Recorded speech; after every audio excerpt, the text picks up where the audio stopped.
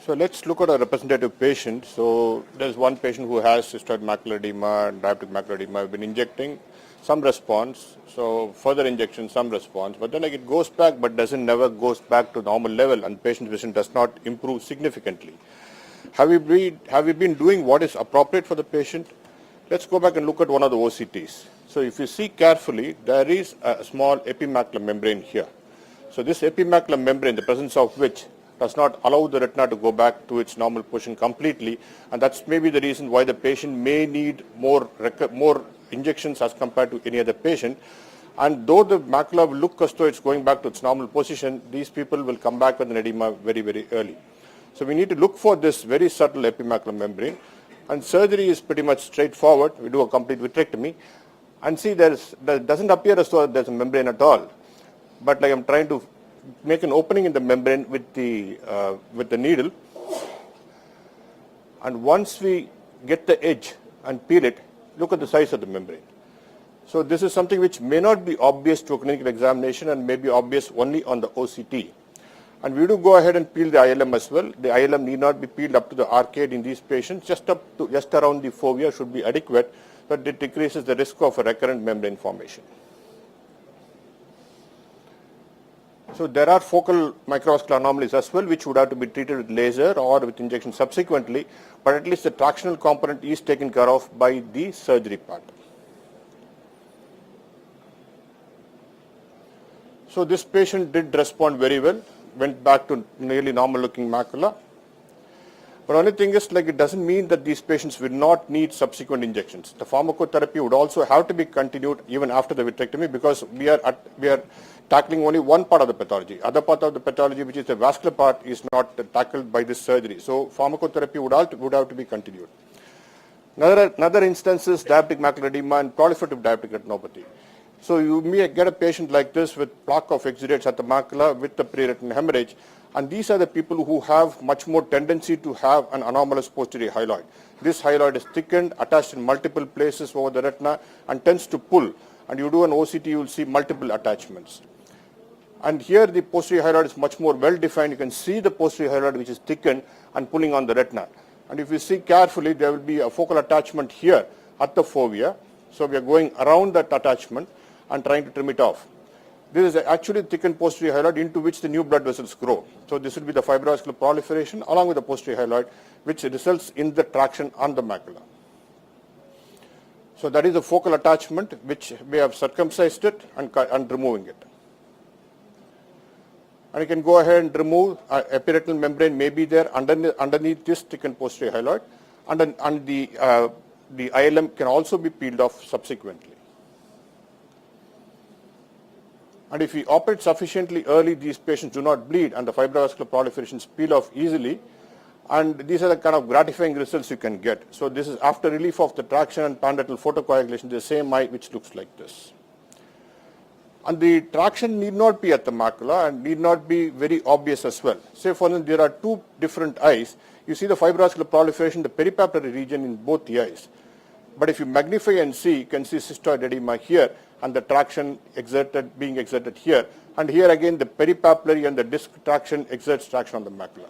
So it may not be, the fibrous tissue may not be at the macula, but still exert traction. And these CMEs, if you keep on injecting, are not going to get better. So even for papillomacular bundle traction and peripapillary traction, which is kind of subtly exerting the traction onto the macula, better to do a vitrectomy. So if you see here, you see this is the second membrane, what you call a second membrane. It is a very subtle, invisible membrane which grows beyond the visible membrane. That is the one which grows towards the fovea and exerts a traction and gives rise to the cystoid edema. So that membrane would have to be identified and removed. And similarly, to identify these patients, the OCT has to be taken almost onto the papillomacular bundle as well as the disc. So if we do an OCT only on the fovea, we may not be able to identify this part of the traction. So shift the OCT a little bit towards the disc and the papillomacular bundle, this traction would be obvious. Now what we have been seeing is a clear-cut evidence for vitrectomy in diabetic macular edema. There is traction, do vitrectomy. But what do we do if there is no traction? So like all other speakers have been speaking about the pharmacotherapy, so which is what we do.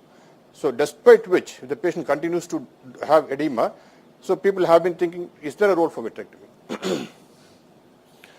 Posterior vitreous plays a big role in diabetic macular edema. We have found that patients who have PVD have lesser chance of developing macular edema, and patients who develop PVD in the process of having a diabetic retinopathy, or the edema tends to regress. So posterior hyaloid does have a big role to play in propagation of diabetic macular edema. So if you were to do vitrectomy, it removes the vasoactive and vasodamaging factors like the VEGF, and the thickened ILM, if you remove it, it increases the oxygenation to the macula. Surgery in this patient is pretty much straightforward. Most often it's just a question of inducing the posterior vitreous detachment, and if necessary, remove the ILM as well. You can see this islands of vitreous over the premacular region, and they are not usually strongly attached if it is not a proliferative diabetic retinopathy. We just have to induce the posterior vitreous detachment and trim it. That's it. So you can see the posterior vitreous detachment being. So surgery is not an issue, but what is the issue? Does it work? So there was a recent meta-analysis published in 2014 which looked at all these studies where they have done a non-tractional diabetic macular edema treated with vitrectomy, and found all the studies showed that the central macular thickness, that is the macular edema, regresses. But then the key question is, it is not always associated with visual improvement.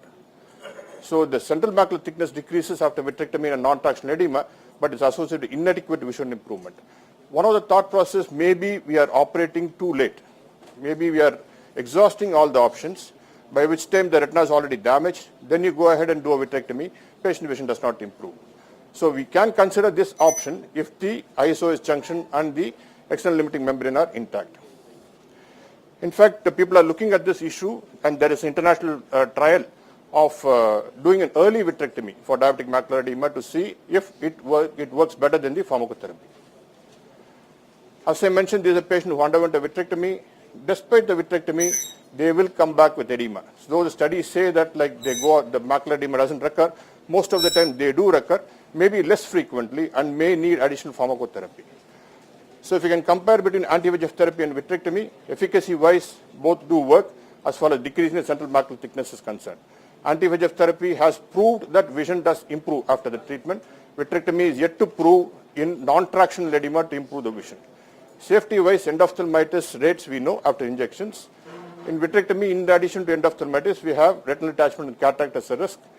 Durability, yes, we have to keep on injecting anti-VEGFs. Vitrectomy probably decreases the frequency of injection if post-vitrectomy. Cost-wise, yes, the vitrectomy is actually less expensive, but then provided we don't have to inject subsequently. So to summarize, rule out traction in DME before medical treatment. Vitrectomy for DME if there is an obvious taut hyaloid, epimacular membrane, and papillomacular bundle traction. Vitrectomy for DME without traction, whether we need to do it or not is as yet unclear. Thank you very much.